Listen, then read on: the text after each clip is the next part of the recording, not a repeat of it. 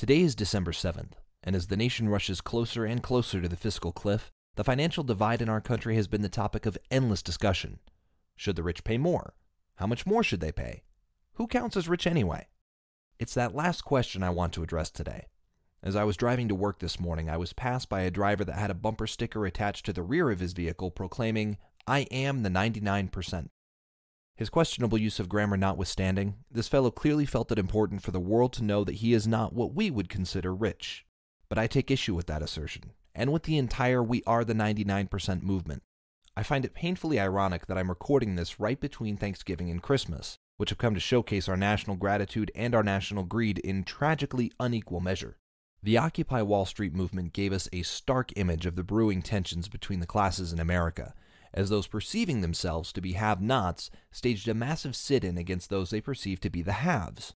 But are their perceptions actually accurate, or is it all really just a matter of perspective? I've been blessed in my life to experience a lot of the world, and that experience has afforded me a unique perspective. I grew up in America and I've spent the vast majority of my life here, but I've also spent some time in China and about 4 months in Kenya. It was that Kenya trip that particularly opened my eyes. So many of the people there live in abject poverty.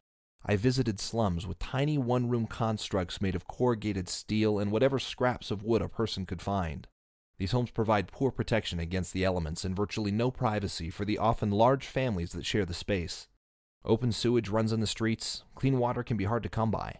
The lucky ones can afford a ride to work in a matatu or minibus, which is typically a cramped and smelly affair. The unlucky ones walk. The really unlucky ones sit at home, in that tiny one-room shack because they have no work in the first place. Let's contrast that with the Occupy movement, whose 99% were largely born and raised in the most prosperous nation on the planet. Most of these people have nice homes or apartments, complete with climate control, comfortable beds, large TVs, and video game systems.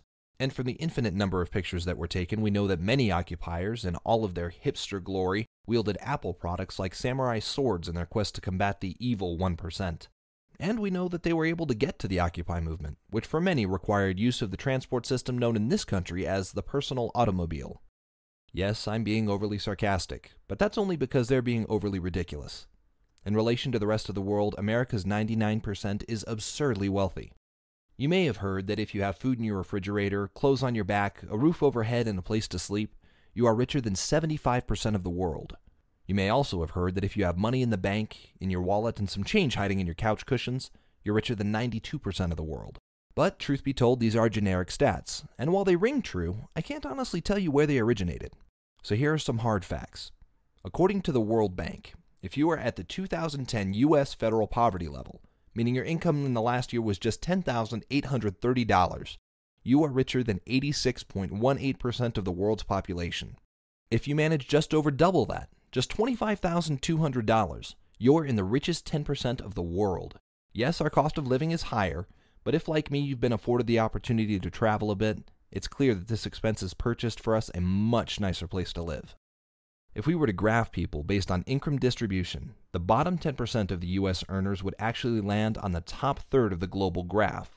And then finally, in 2004, according to the U.S. Census Bureau, the average household income in the U.S. was $60,528, enough to make, on average, every American household part of the global 1%. By simply living in this country, odds are you are far and away richer than almost everyone else in the world. If I look around, sure, there are insanely wealthy people in this country who have way more money than I will ever see. But if the so-called 99% were to take a look around, they'd find that they are insanely wealthy people who have way more money than most of the world will ever see. To their surprise, they'd find that they're actually the 1%. I'm Jeremy Pond, and this is Reality Check.